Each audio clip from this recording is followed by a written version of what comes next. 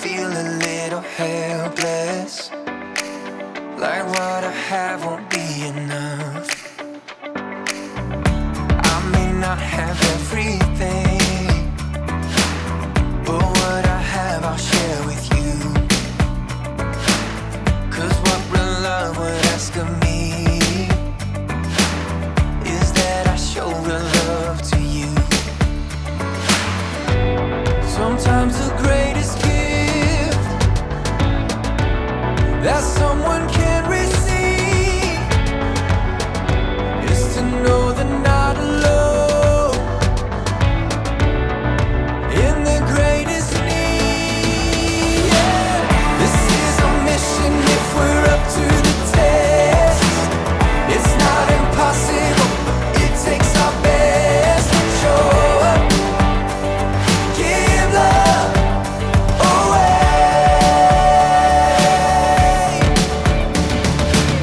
This is our mission if we're up to the test. It's not impossible, but it takes our best. Show up, give love away. So can this really change a thing when so much still needs to be done? Ooh, don't feel the pressure to change everything. Just give what you can give to us. Sometimes the greatest gift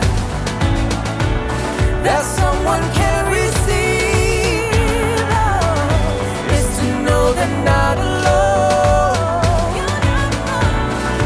in their greatest need. This is our mission if we're up to the test. It's not impossible, it takes our best. Show up, give love away.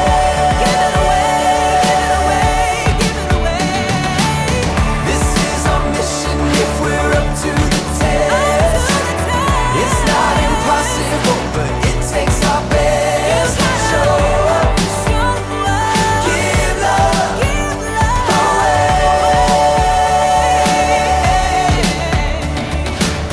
This is our mission if we're up to the test. It's not impossible, it takes our best. Show up, give love away.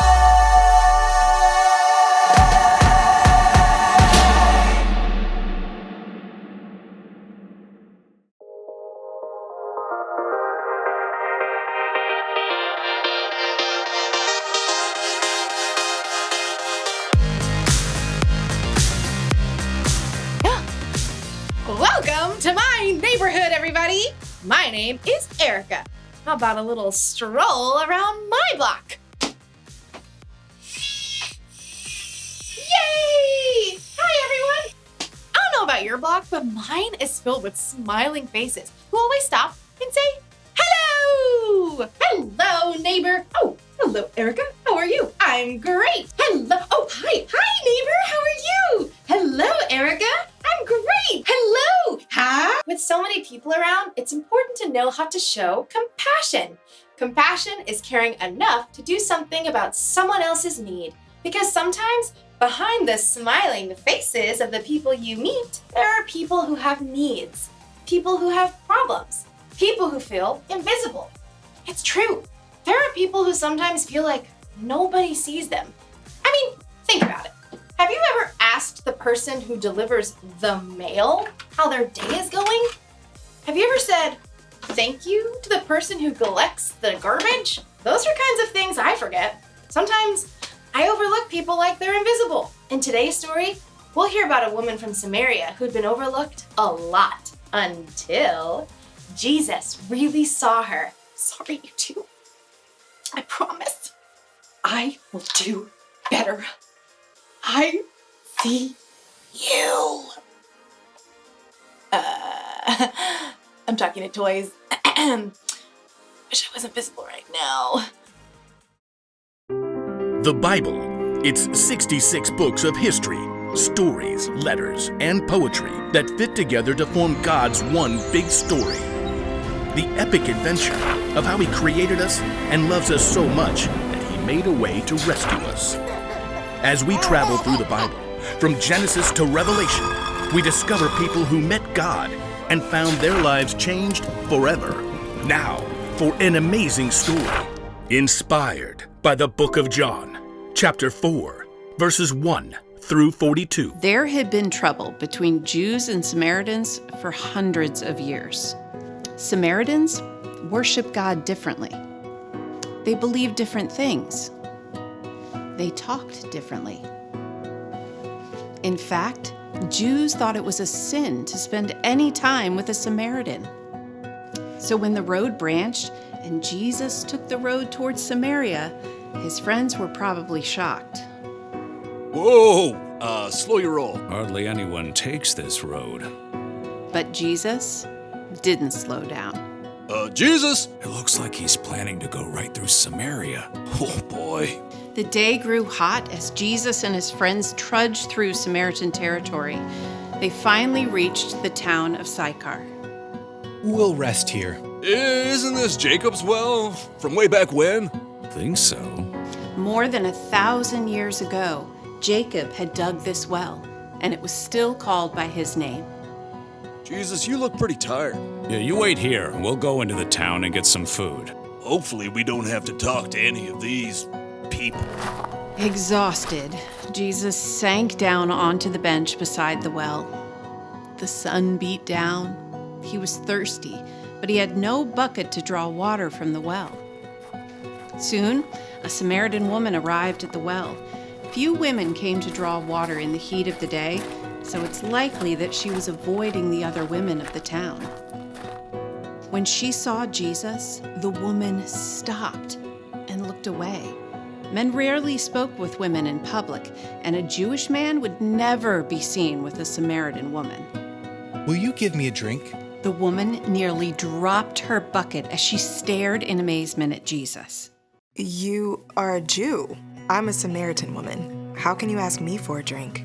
You do not know who is asking you for a drink. If you did, you would have asked him. He would have given you living water. Sir, you don't have anything to get water with. Where can you get this living water? Our father Jacob gave us the well. Are you more important than he is? Everyone who drinks this water will be thirsty again, but anyone who drinks the water I give them will never be thirsty. In fact, the water I give them will become a spring of water in them. It will flow up into eternal life. The woman wasn't sure what to make of Jesus' words, but she did know how tired she was of coming every day in the heat of the day to get water, of hiding from her neighbors who talked behind her back. Sir, give me this water, then I will never be thirsty, and I won't have to keep coming here. Go, get your husband and come back.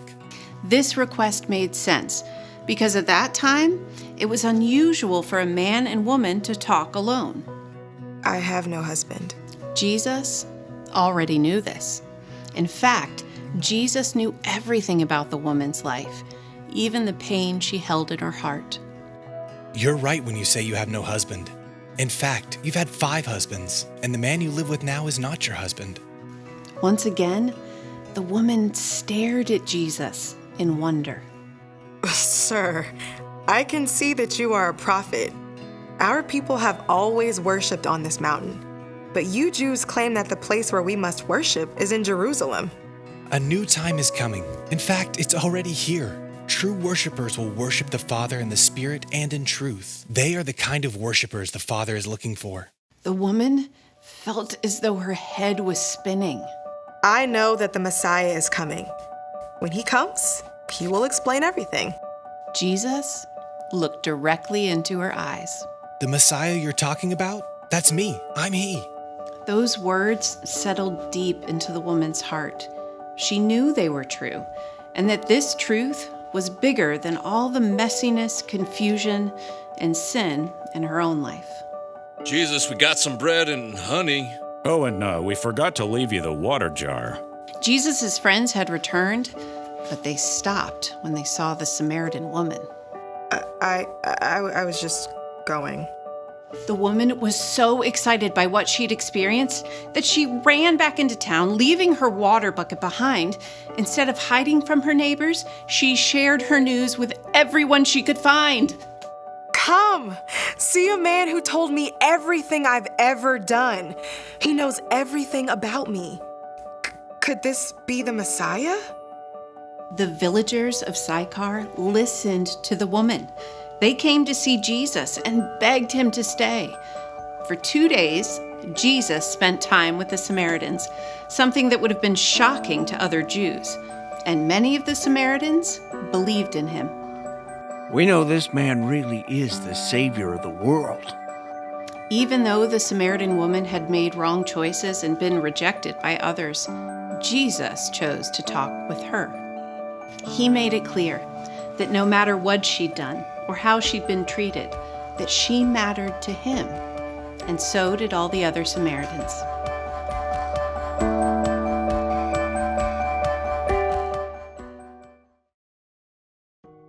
The woman from Samaria was probably overlooked for much of her life, partly because of the choices she'd made, partly because of where she was born. But Jesus didn't overlook her. He truly saw her, and by talking with her, he showed her that she mattered. She wasn't invisible to Jesus. We should show people they matter too, especially people who are sometimes forgotten or overlooked. You and your mom or dad could ask them about their day. Hello, friendly mail carrier. How is your day going? So good. Thanks for asking. How about you? You can show someone they matter by introducing yourself if you've never met. Hello, Chef. Oh, hello, Erica. So nice to meet you. You as well. Or you can help someone out without being asked. Sometimes all you need to do to show someone they matter is to say thank you. Oh, Mr. Garbage Man. Yes? I just wanted to say thanks so much for keeping our neighborhood so clean. Oh, no problem. So be on the lookout for people who might feel invisible. Right. It could be the new kid at school, or someone who's shy. Right. Or someone who might seem a little different. If you've ever felt overlooked, then you know how important it is when someone reaches out to show you that you matter. That's the one thing to remember today. Show others that they matter, because no one likes to feel invisible. Right? Right. You're so great, little Erica. Thanks, big Erica. Okay, see you next time. Oh, wait, sorry. It's okay. Okay, let's go.